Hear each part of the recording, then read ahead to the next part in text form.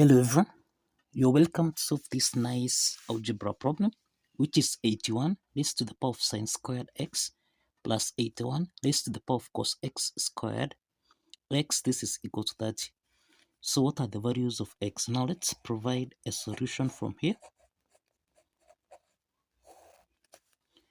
Now we have 81 sine squared x plus 81 cos squared x. This is equal to 30.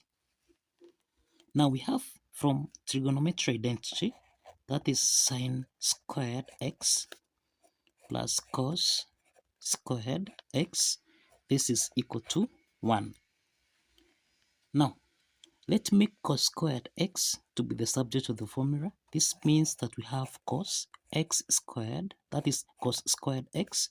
This is equal to 1 subtract sine squared x. Let's substitute cos squared x with 1 minus sine squared x. So we have 81 sine squared x, then plus 81 raised to the power of 1 minus sine squared x. This is equal to 30. Now, the next step is that 81 raised to the power of 1 minus sine squared x. This is in the form of a to the power of n minus m, which you can express as a to the power of n divided by a to the power of m. So this implies that we have 81 sine squared x plus 81 divided by 81 raised to the power of sine squared x. This is equal to 30.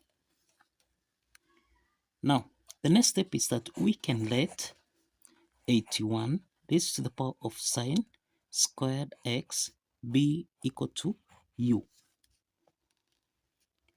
Let's substitute u in this equation here so that we have u plus 81 over u. This is equal to 30. So we have that 30 is our own number, so this is over 1. U is our own number, so this is over 1.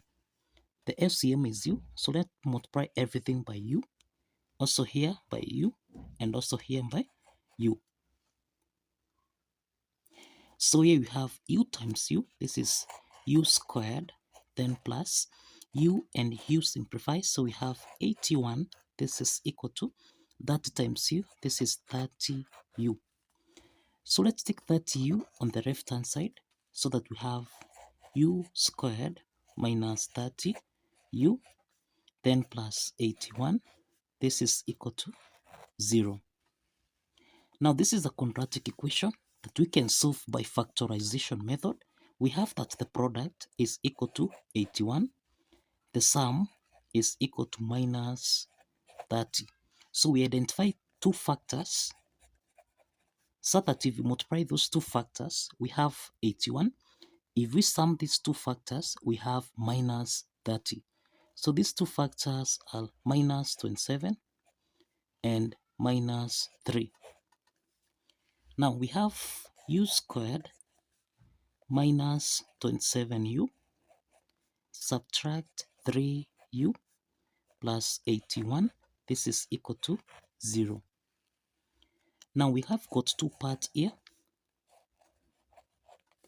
The first part we have that u is common, so we have u.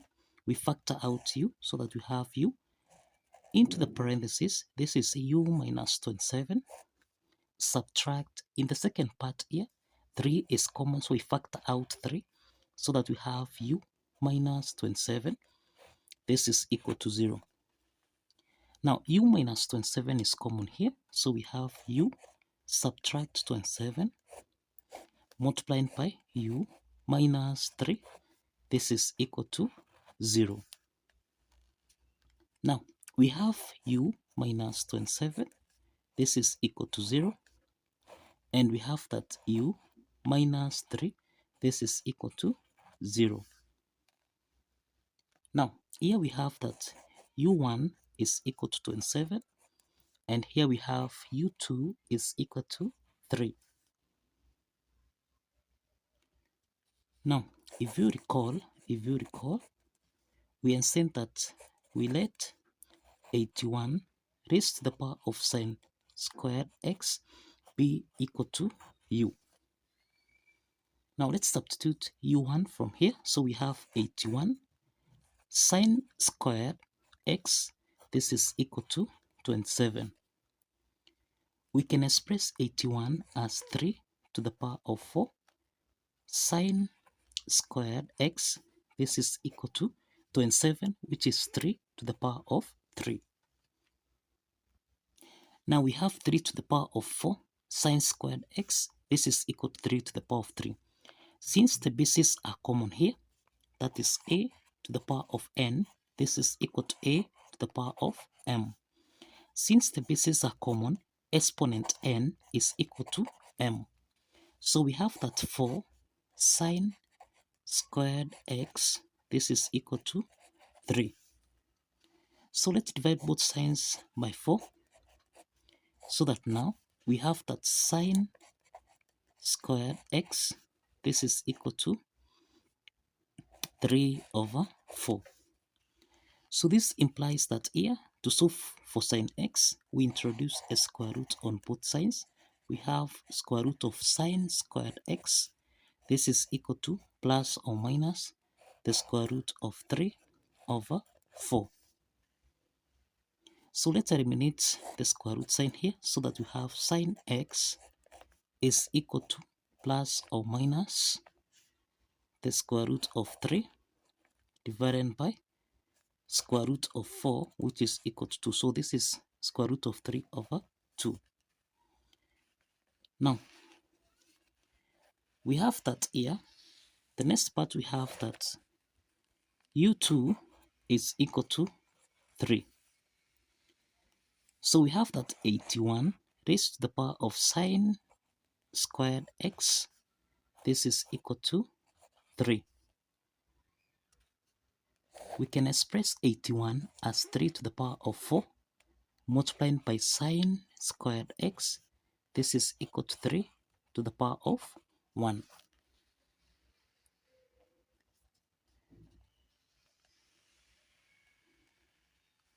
Now, we have 3 to the power of 4 sine squared x.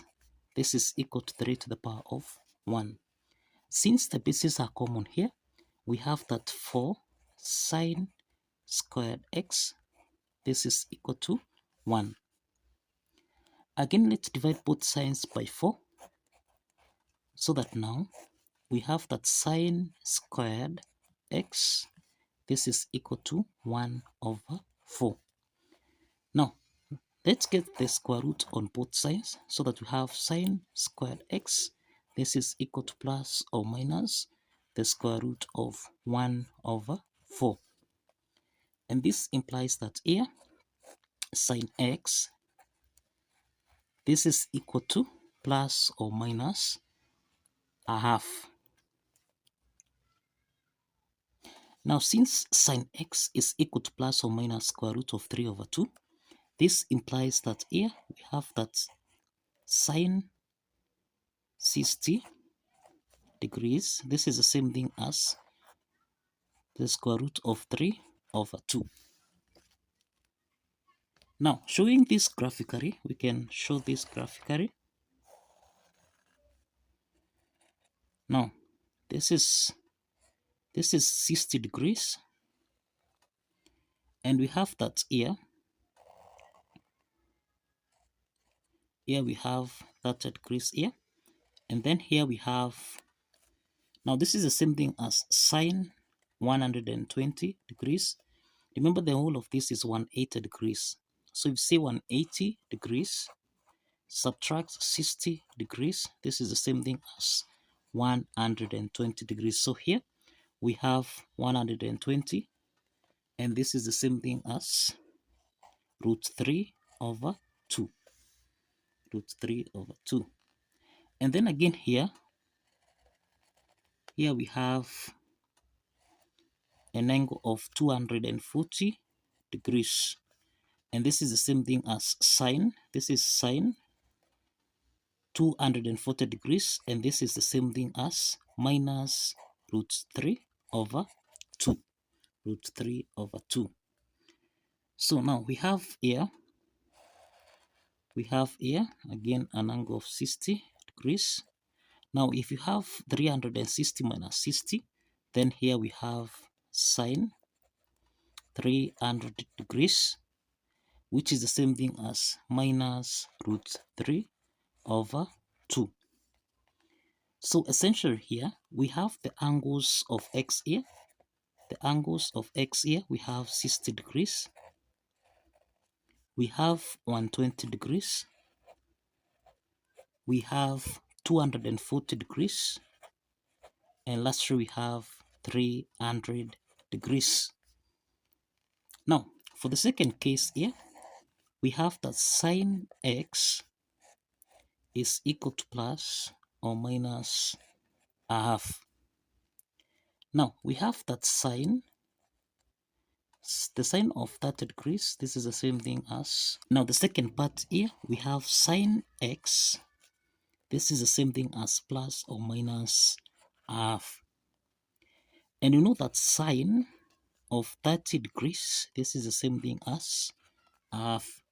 So let's show this graphically from here. Remember, this is 30 degrees, and this implies that here we have sine 150 degrees. Sine 150 degrees, this is the same thing as a half. Now we also have here,